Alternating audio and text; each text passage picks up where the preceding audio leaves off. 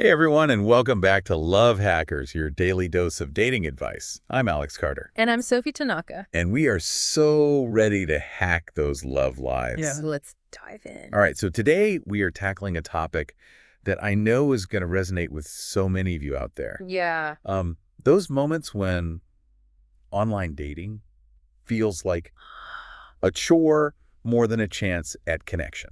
it's so easy to get caught up in that cycle, swiping and hoping, and then ultimately feeling deflated when those matches don't turn into anything meaningful. Yeah, and it's no wonder that so many people just start to question their self-worth Right. when it feels like you're facing constant rejection. Yeah, it's like the whole system is designed to make you feel like you're not enough. Exactly.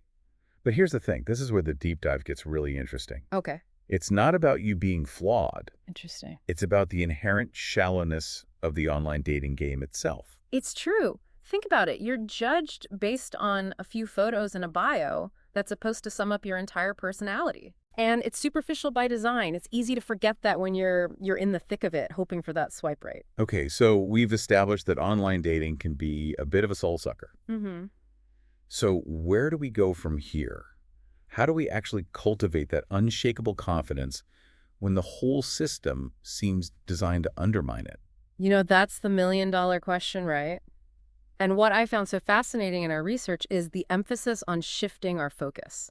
Instead of seeking validation from the number of matches or messages you get, we need to pour that energy into activities that genuinely bring us joy and make us feel good outside of the realm of dating. So it's not just about saying be more confident. It's about creating a life that fuels that confidence naturally. Exactly. Think about those things that light you up. Maybe it's joining a hiking group or taking a pottery class or volunteering at an animal shelter or even just reconnecting with old friends. It's about nurturing those parts of yourself that make you feel alive and vibrant. I love that.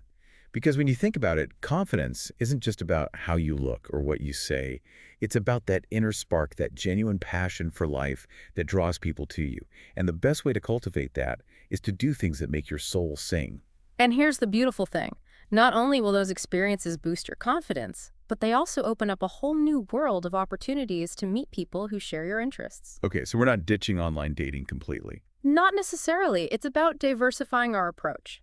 Online dating can be one tool in the toolbox, but it shouldn't be the only one.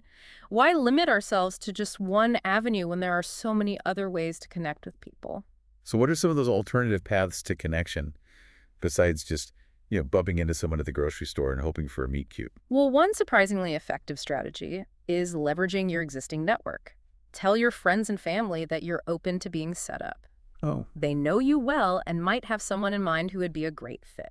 that's actually a great point. I think people underestimate the power of those personal connections. It's like having a built-in matchmaker who already knows your quirks and what you're looking for.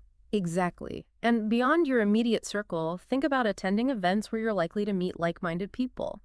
Book readings, concerts, workshops, industry conferences, places where you can naturally strike up conversations based on shared interests. That reminds me of this fantastic idea from our research. Even those everyday interactions can hold potential, like chatting with the barista at your favorite coffee shop or someone at the gym, or even the person next to you in line at the post office. Exactly. It's about being open to the possibilities that exist in those seemingly mundane moments. But I know what you're thinking. Easier said than done right. Especially if the thought of approaching someone new sends your anxiety into overdrive. Oh, for sure. Social anxiety is a very real thing, It is. and it can make those casual interactions feel absolutely terrifying. Yeah, but there are ways to manage those feelings. And that's where the research really dives into the practical strategies, starting with practicing conversations in low-pressure environments. Okay, so baby steps. Exactly. Start by chatting with people you already feel comfortable with. Family, friends, colleagues. Think of it like a warm-up before the main event. So gradually building up to those interactions with strangers, Right. like exposure therapy for social butterflies in the making. I love that analogy. Yeah. And don't underestimate the power of a supportive network. Find those friends or family members that you can confide in about your anxieties. Having someone to listen and offer encouragement can make a world of difference. It's like having your own personal cheer squad, reminding you that you've got this. And if those anxieties feel overwhelming, seeking professional help is always an option. Therapy can provide valuable tools and strategies for managing social anxiety and building confidence in those settings. Absolutely. There's no shame in seeking support when you need it. But here's the most important takeaway from this deep dive so far, and it's something I want you to really let sink in. The key to attracting healthy and fulfilling relationships, whether romantic or platonic, lies in building a life you genuinely love offline. It's like that saying you can't pour from an empty cup. Right. You need to fill your own cup first with things that bring you joy, purpose, and connection. And when you do that, you naturally radiate a certain magnetism that draws people towards you. You become the best version of yourself, and that's what truly makes you irresistible. So it's not about changing who you are to fit some arbitrary dating mold. It's about embracing your authentic self and creating a life that reflects your passions and values. And when you do that, you'll attract people who appreciate you for exactly who you are, not for who you think you should be. I love that. Yeah. So to all you amazing listeners out there feeling stuck in that online dating rut, remember this. You are worthy of love and connection just as you are. And the best way to find it is to start by building a life you love offline and on your own terms. Because when you invest in your own happiness, everything else falls into place. This is just the tip of the iceberg, folks. Stay tuned because we've got a lot more to unpack in part 2 of this deep dive into building confidence and finding love beyond the swipes. Welcome back to Love Hackers, everybody. We're in the thick of it now, exploring how to ditch the online dating blues and cultivate that magnetic confidence that draws people in. And as we dig deeper into this research, what's really striking me is the emphasis on self-compassion. We're so quick to judge ourselves, especially in the dating world. But it's crucial to remember that finding the right relationship takes time. Yeah, it's like we're expecting to find the one with a few swipes and a perfectly crafted bio. But real connections take time to develop, and sometimes that means taking a step back from the dating scene altogether. Absolutely. Think of it as hitting the pause button to recharge and reconnect with yourself. It gives you space to reflect on what you truly want and come back to dating with a fresh perspective. And, while you're on that break, why not explore some of the other suggestions we've been discussing? You mean like tapping into our personal networks and embracing those real-world interactions? Exactly. But there's another aspect of diversifying our approach that I found particularly intriguing, exploring different types of dating platforms. Ooh, this is where it gets juicy. Tell me more. Well, you know how we talked about online dating feeling superficial? What if there were platforms designed to address that very issue? Okay, now you've got my attention. Well, the research actually dives into specific platforms that cater to a variety of interests and relationship goals. For example, if you're looking for a long-term committed relationship, there are sites geared towards matching people who are serious about settling down.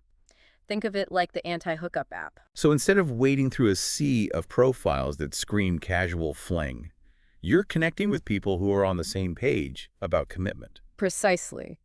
And for those who are looking for more casual connections, there are platforms known for facilitating those types of encounters. It's about choosing the tool that aligns with your intentions and preferences. That makes so much sense. It's like going to a specialized bookstore instead of browsing the bargain bin at the supermarket.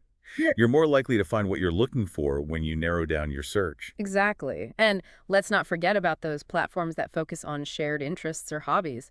Whether you're passionate about hiking, photography, or even board games, there are apps designed to connect you with people who share those passions. I love that. Because at the end of the day, isn't that what it's all about? Finding those commonalities that spark a genuine connection? Absolutely. And, even on those visually driven apps where photos take center stage, there are ways to stand out and showcase your personality.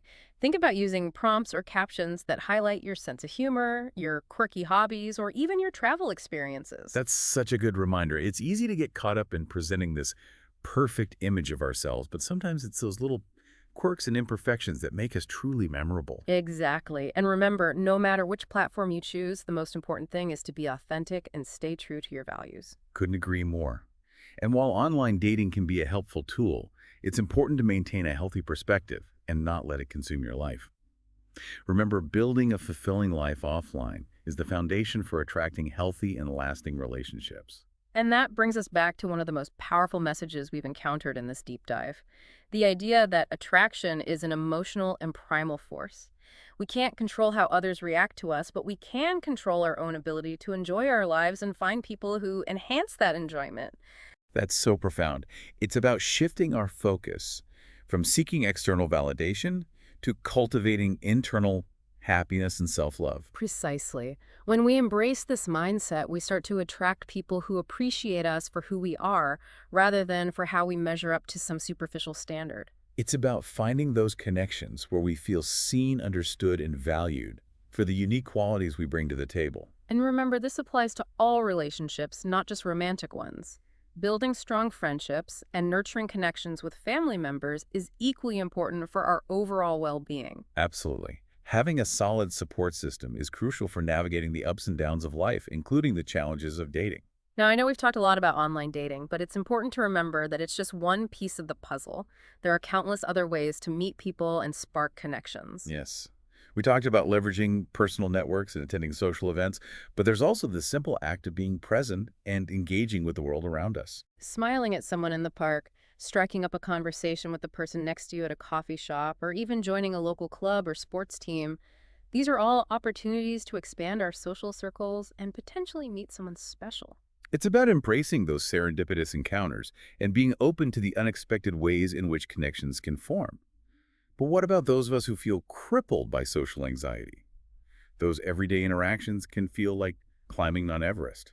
That's a valid point, and the research acknowledges that social anxiety is a real struggle for many people, but it also offers practical strategies for managing those feelings. Remember those baby steps we talked about? Practicing conversations in low-pressure environments, finding supportive confidants to talk to, those techniques apply here as well. Right. It's about gradually building our confidence and expanding our comfort zones. Uh, And if those anxieties feel overwhelming, there's always the option of seeking professional help. exactly. Therapy can provide invaluable tools and techniques for overcoming social anxiety and feeling more at ease in social settings. It's like having a coach in your corner, guiding you through those challenging moments and cheering you on every step of the way. And remember, even small steps outside of your comfort zone can lead to significant progress over time.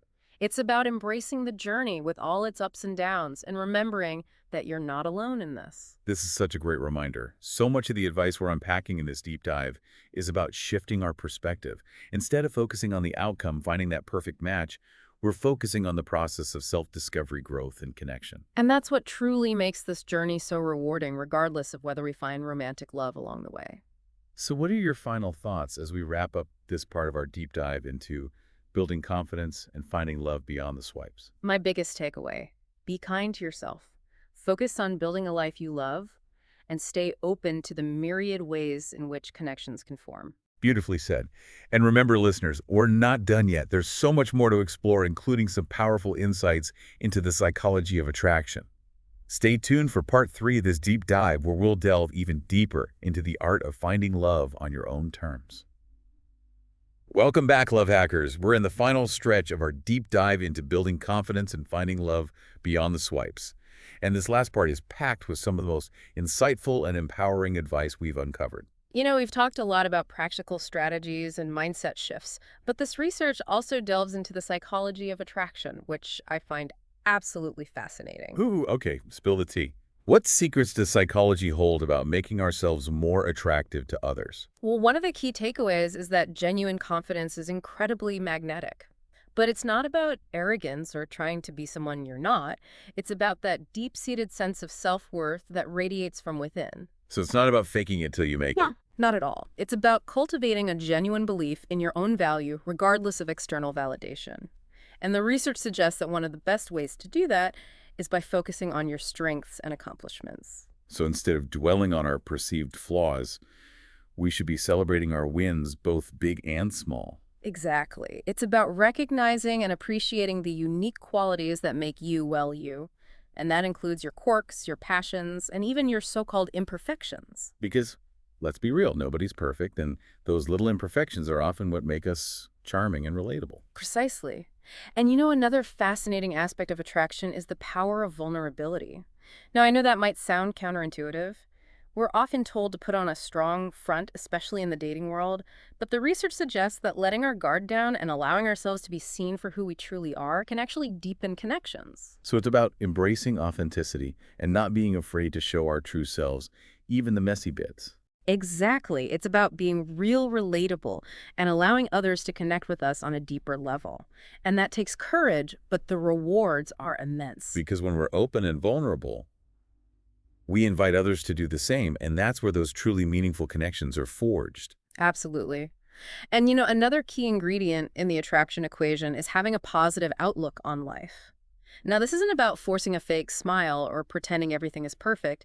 It's about cultivating a sense of gratitude and appreciation for the good things in your life, even amidst the challenges. So it's about choosing to focus on the bright side, even when things get tough. Exactly.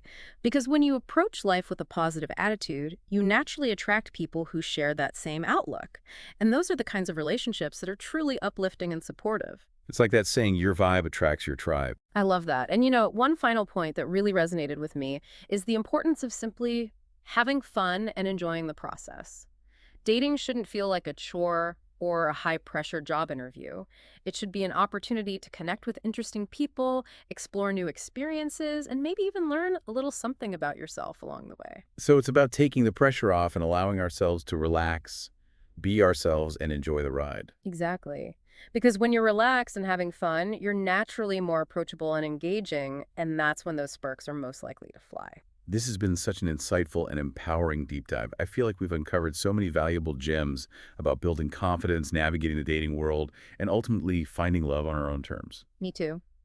And as we wrap up this conversation, I just want to leave our listeners with one final thought. Remember that you are worthy of love and connection just as you are.